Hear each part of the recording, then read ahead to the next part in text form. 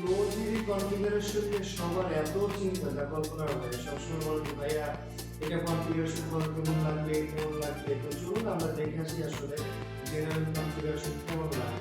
চলুন আমরা দেখে আসি আসলে কিভাবে আমাদের Flow 3D PCC কনফিগারেশন হচ্ছে করবো। সেটার জন্য আমরা প্রথমে আমাদের যে প্লাগইন আছে ব্রাউজারে গিয়ে লিখবো ছিল Flow 3D সিস্টেম কনফিগারেশন।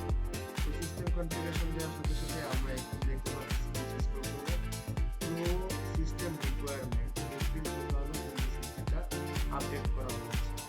তো এখানে গিয়ে আমরা একটু এদিকে স্ক্রল করলেই এখানে আমরা দুইটা অপারেশন আমরা দেখতে পাচ্ছি, সেখানে একটা মিনিমাম একটা রিকোয়ারমেন্ট। তো মিনিমামের ভিতরে দেখেন যে উইন্ডোজ 11 64 বিট 24, তারপর AMD Ryzen 16 GB memory, AMD Intel তারপরে OpenGL SSD লাগতেছে আমার 10 জিবি, তারপর তোমার স্ক্রিন ইনপুট এবং নেটওয়ার্ক। তারপর রিকমেন্ডেডও আমরা এখানে দেখতে পাচ্ছি, এখানে আমাদের টিকে দিয়ে দিয়েছে। যেমন আমাদের গ্রাফিক্স কার্ড দিয়েছে RTX 4000 সিরিজ অথবা RDNA বা RDNA অ্যাডাপ্টার।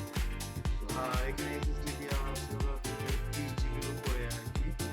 তো এরপর হচ্ছে যেটা যারা আমরা ম্যাক চলাই, যারা ম্যাকে কাজ করতে অভ্যস্ত, তাদের ম্যাকের কনফিগারেশনটা আমরা আমাদের এই Flow 3D সিস্টেম কনফিগারেশন প্যানেলে গিয়ে আমরা দেখতে পাবো।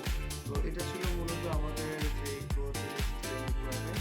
তো আমরা এটা আপডেট সবসময় পাবো ছিল আমাদের Flow 3D ওয়েবসাইট আছে, সেখানে গেলে আমরা পেয়ে যাবো।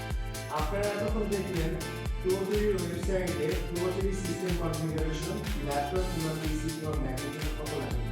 তবে আমি সাজেস্ট করতে পারি শুরুতে এত ইনভেস্ট করার দরকার নেই। আপনারা বলুন আপনাদের যে লাখ টাকা নিচে আপনারা ছোট একটা কনফিগারেশন রেডি করেন এবং ওটা দিয়ে আপনারা ট্রেনিং শুরু করেন। এর পরবর্তীতে যখন আপনি পরিচিত কাজ শিখে যাবেন, ক্লায়েন্ট পাবেন, রেগুলার কাজ করবেন, তখন আপনি একটা কিছু বিল করবেন। এবং আমাদের এরকম ভিডিও দেখে আমাদের ফেসবুকে লাইক ও ফলো দিয়ে রাখুন এবং আমাদের ইউটিউব চ্যানেল সাবস্ক্রাইব করুন।